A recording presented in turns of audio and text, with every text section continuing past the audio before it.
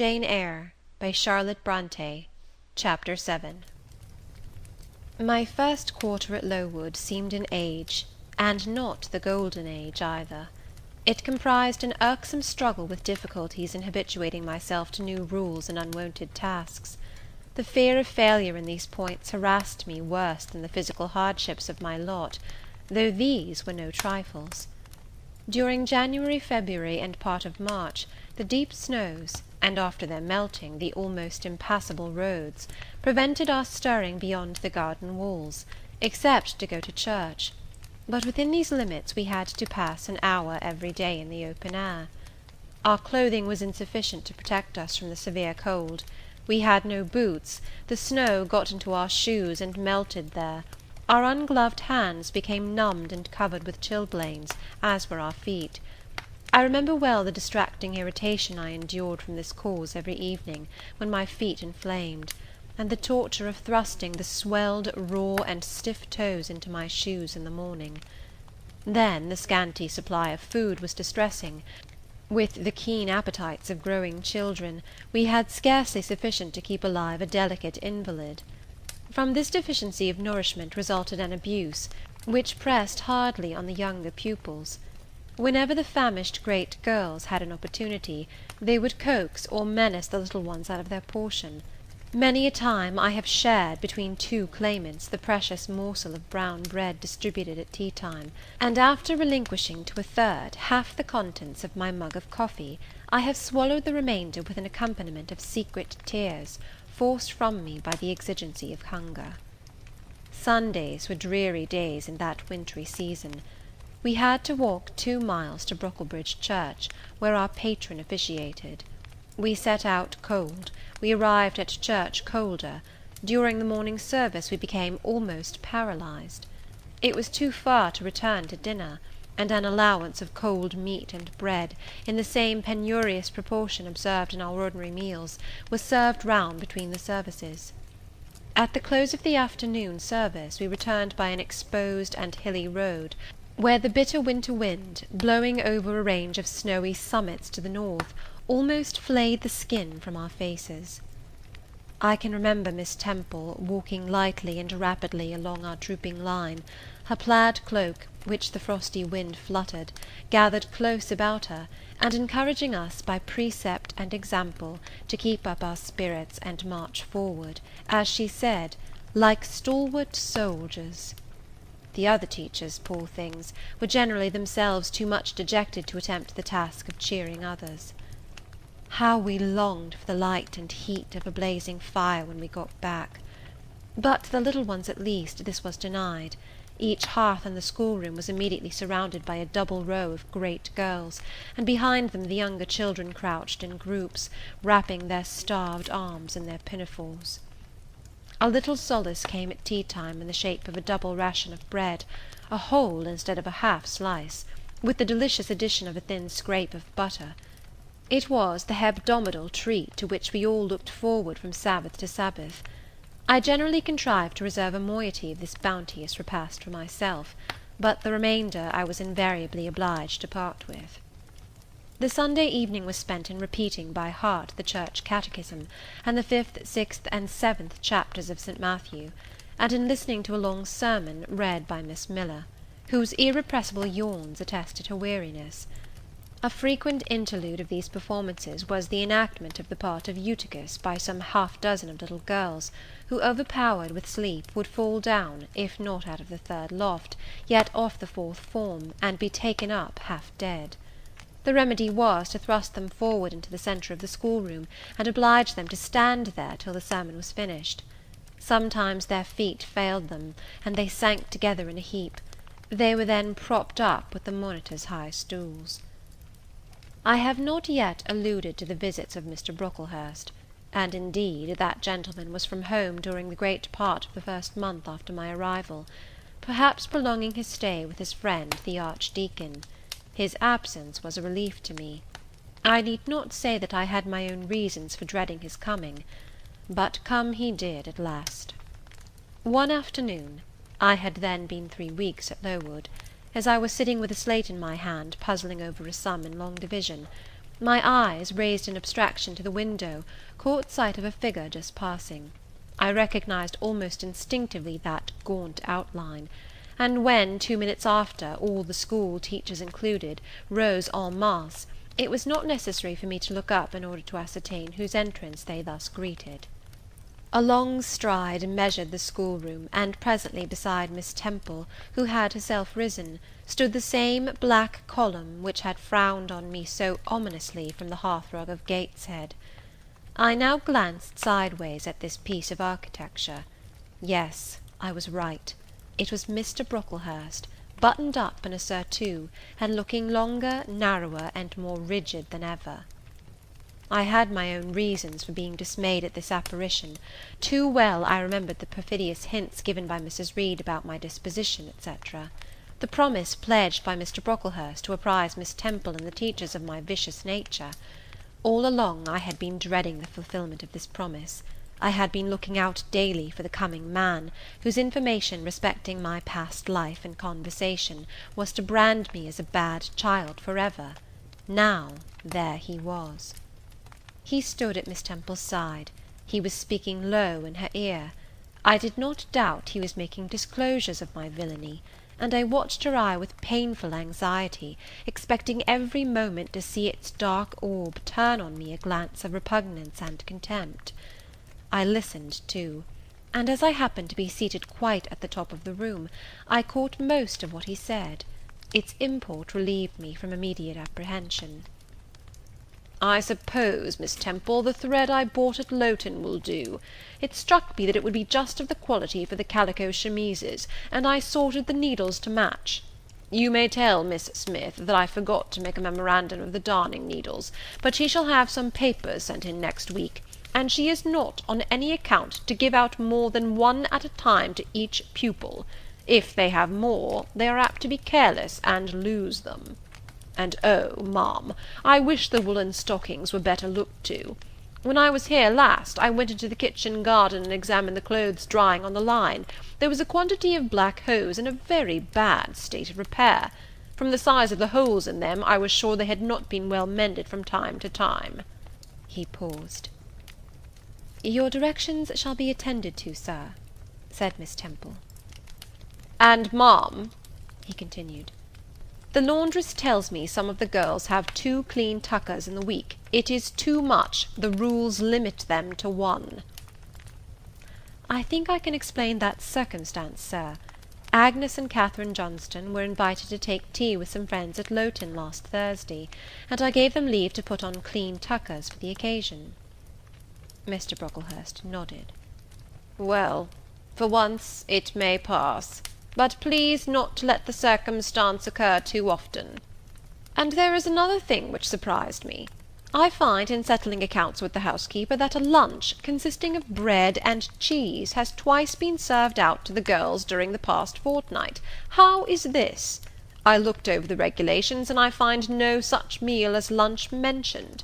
Who introduced this innovation, and by what authority?" "I must be responsible for the circumstance, sir," replied Miss Temple.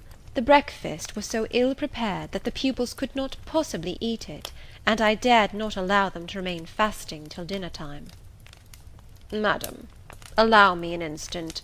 You are aware that my plan in bringing up these girls is not to accustom them to habits of luxury and indulgence, but to render them hardy, patient, self-denying. Should any little accidental disappointment of the appetite occur, such as the spoiling of a meal, the under or the over-dressing of a dish, the incident ought not to be neutralized by replacing with something more delicate the comfort lost, thus pampering the body, and obviating the aim of this institution. It ought to be improved to the spiritual edification of the pupils, by encouraging them to evince fortitude under temporary privation. A brief address on those occasions would not be mistimed, wherein a judicious instructor would take the opportunity of referring to the sufferings of the primitive Christians, to the torments of martyrs, to the exhortations of our blessed Lord himself, calling upon his disciples to take up their cross and follow him, to his warnings that man shall not live by bread alone, but by every word that proceedeth out of the mouth of God, to his divine consolations, If ye suffer hunger or thirst for my sake, happy are ye. Oh, madam, when you put bread and cheese instead of burnt porridge into these children's mouths, you may indeed feed their vile bodies, but you little think how you starve their immortal souls."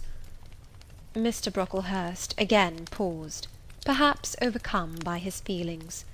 Miss Temple had looked down when he first began to speak to her, but she now gazed straight before her, and her face, naturally pale as marble, appeared to be assuming also the coldness and fixity of that material, especially her mouth, closed as if it would have required a sculptor's chisel to open it, and her brow settled gradually into petrified severity. Meantime, Mr. Brocklehurst, standing on the hearth with his hands behind his back, majestically surveyed the whole school. Suddenly his eye gave a blink, as if it had met something that either dazzled or shocked its pupil. Turning, he said in more rapid accents than he had hitherto used, Miss Temple, what is that girl with curled hair? Red hair, ma'am, curled all over?" And extending his cane, he pointed to the awful object, his hand shaking as he did so. "It is Julius Seven," replied Miss Temple very quietly. "Julius Seven, ma'am! And why has she or any other curled hair? Why, in defiance of every precept and principle of this house, does she conform to the world so openly, here in an evangelical charitable establishment, as to wear her hair one mass of curls?" "Julia's hair curls naturally," returned Miss Temple, still more quietly. "Naturally? Yes, but we are not to conform to nature. I wish these girls to be the children of grace. And why that abundance? I have again and again intimated that I desire the hair to be arranged closely, modestly, plainly. Miss Temple, that girl's hair must be cut off entirely. I will send a barber to-morrow. And I see others who have far too much of the excrescence. That tall girl, tell her to turn round. Tell all the first form to rise up and direct their faces to the wall." Miss Temple passed her handkerchief over her lips, as if to smooth away the involuntary smile that curled them. She gave the order, however, and when the first class could take in what was required of them, they obeyed. Leaning a little back on my bench, I could see the looks and grimaces with which they commented on this manoeuvre. It was a pity Mr. Brocklehurst could not see them too. He would perhaps have felt that, whatever he might do with the outside of the cup and platter, the inside was further beyond his interference than he imagined. He scrutinized the reverse of these living medals some 5 minutes, then pronounced sentence. These words fell like the knell of doom. "All those top-knots must be cut off." Miss Temple seemed to remonstrate. "Madam," he pursued, "I have a master to serve whose kingdom is not of this world.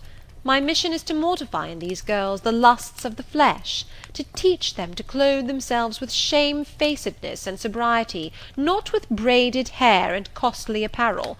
And each of the young persons before us has a string of hair twisted in plaits, which vanity itself might have woven. These, I repeat, must be cut off. Think of the time wasted of—" Mr. Brocklehurst was here interrupted. 3 other visitors, ladies, now entered the room. They ought to have come a little sooner to have heard his lecture on dress, for they were splendidly attired in velvet, silk, and furs. The 2 younger of the trio, fine girls of 16 and 17, had grey beaver hats, then in fashion, shaded with ostrich plumes, and from under the brim of this graceful head-dress fell a profusion of light tresses, elaborately curled. The elder lady was enveloped in a costly velvet shawl, trimmed with ermine, and she wore a false front of French curls. These ladies were deferentially received by Miss Temple as Mrs. and the Misses Brocklehurst, and conducted to seats of honour at the top of the room. It seems they had come in the carriage with their reverend relative, and had been conducting a rummaging scrutiny of the rooms upstairs, while he transacted business with the housekeeper, questioned the laundress, and lectured the superintendent. They now proceeded to address divers remarks and reproofs to Miss Smith, who was charged with the care of the linen and inspection of the dormitories; but I had no time to listen to what they said. Other matters called off and enchanted my attention. Hitherto, while gathering up the discourse of Mr. Brocklehurst and Miss Temple, I had not, at the same time, neglected precautions to secure my personal safety, which I thought would be effected if I could only elude observation. To this end, I had sat well back on the form, and, while seeming to be busy with my sum, had held my slate in such a manner as to conceal my face. I might have escaped notice, had not my treacherous slate somehow happened to slip from my hand, and, falling with an obtrusive crash, directly drawn every eye upon me. I knew it was all over now, and, as I stooped to pick up the 2 fragments of slate, I rallied my forces for the worst. It came.